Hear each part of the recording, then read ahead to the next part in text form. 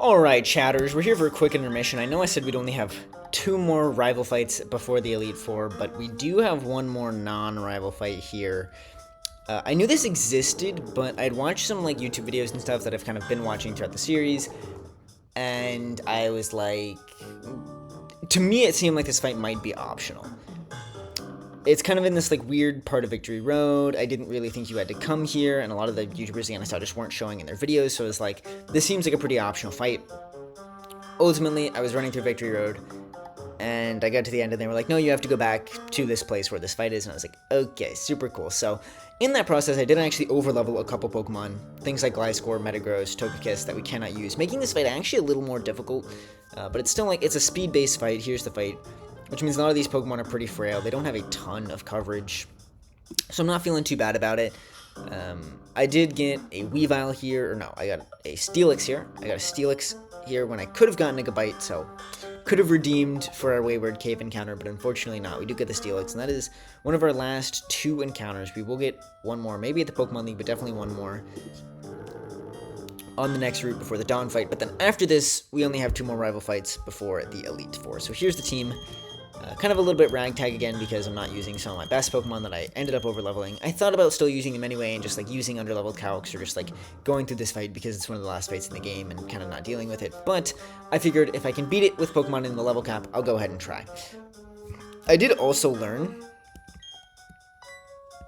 that knockoff isn't like buffed in this game. Like it is 65 base power, but it doesn't do the 90 damage or whatever that it does when the opponent has an item.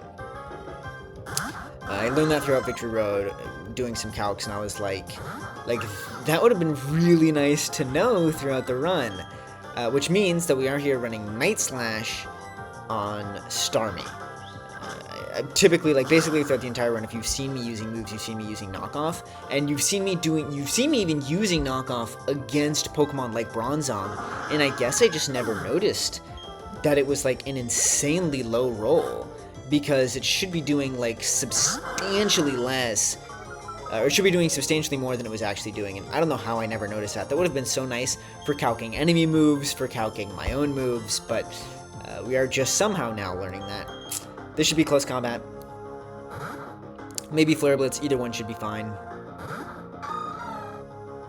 We see the CC. CC is optimal here because it means Waterfall probably kills, and it does the least damage. As a reminder, Azumarill is buffed in this game. It is insanely good. Milotic is as well, being a fairy type, but unfortunately, we know what happened to Milotic. Especially after recoil there, you should be dead. We should go ahead and bait in Electrode here.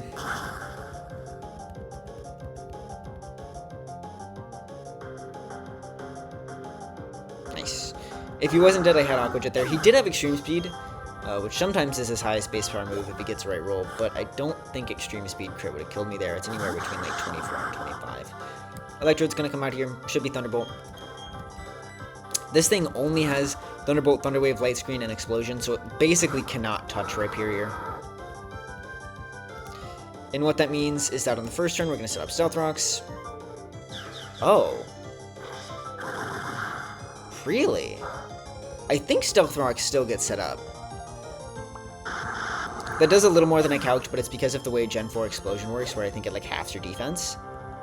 Stealth Rocks do get set up, that's beautiful. I'm a little surprised he didn't Light Screen there. I had Brick Break, as you saw, and I was planning to just like Brick Break, but I wanted Stealth Rocks up so that Infernape could kill Weavile. Here's Sceptile. Sceptile should be Energy Ball here. But I'll protect for extra Lefty Seal. And Sceptile has no set of moves, so we're not... Oh, Focus Blast.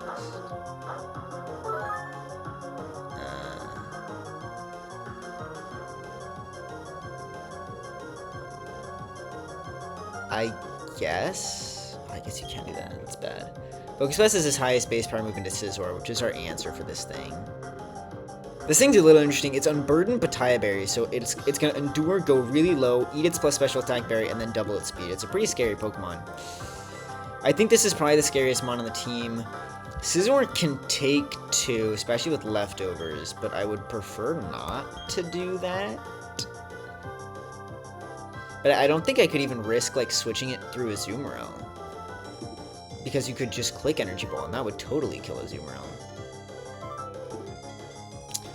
So, let me count this. Sceptile. Sceptile is also a Dragon type in this game. Sceptile is such, like, an interesting Pokemon in this game. It's Dragon. It has buff special attack. So this is Focus Blast. If you are not plus special attack nature, Focus Blast always kills me. So, even if you are. But Energy Ball, I mean, should too. Yeah, Energy Ball does substantially more, so I honestly don't even know why he clicked Focus Blast there.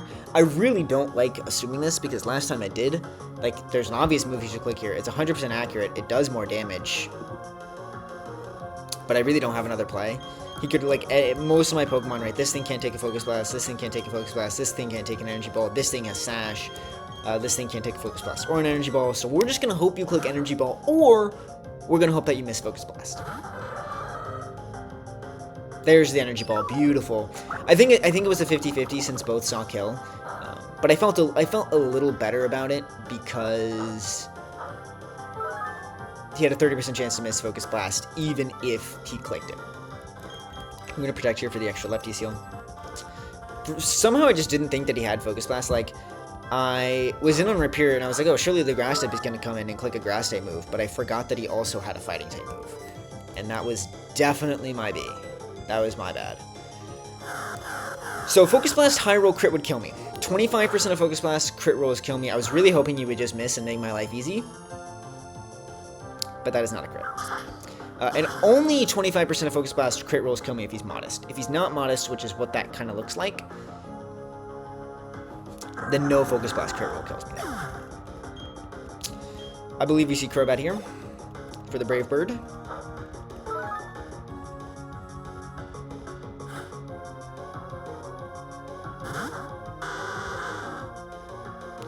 Taking some nice rocks damage. This thing is the very, very common Crobat set that we've seen in probably 10 different fights this run. It's double stab, so a flying move, a poison move, and then it's like a supporting move and Hypnosis, or Confuse Ray. So this one has Hypnosis and Roost, alongside Cross Poison and, as you just saw, Brave Bird. Magnezone is always the answer for this thing. We're running Lumberry Magnezone with Shockwave, because it does have Bright Powder. T-Bolt would kill, but I didn't want to have to run like Wide Lens or Zoom Lens and forfeit the Lumberry, and I also didn't want to risk missing because of Bright Powder, because that could really be bad, because he puts me to sleep, he starts doing damage, he starts roosting himself, all while I can't hit him. That's not a crit, actually. Okay. He's gonna full restore. I got no problem with that. And then the last Pokemon's Weavile. Weavile is probably the scariest or second scariest Pokemon on this team. I shouldn't say the last Pokemon yet. We're not done with Crobat. Weavile is one of the scarier Pokemon in this team. I think I would have had some easy options for it. Probably not, actually. It has low kick, I think. It's low kick or low sweep, which is why... Like, sometimes I look at Lucario for Weavile. It makes a lot of sense. It actually sometimes makes more sense than Infernape. But with a fighting type move, that's not the case, unfortunately. Weavile is going to come in here. It's going to take rocks damage.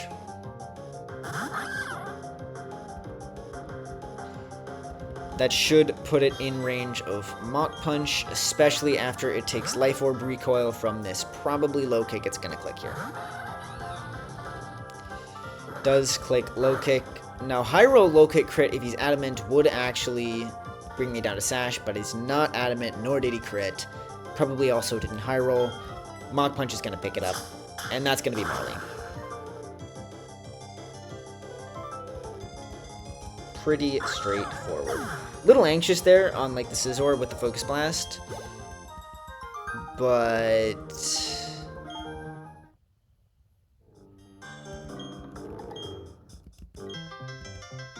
you're gonna ask me if I'm willing to go with you, and then just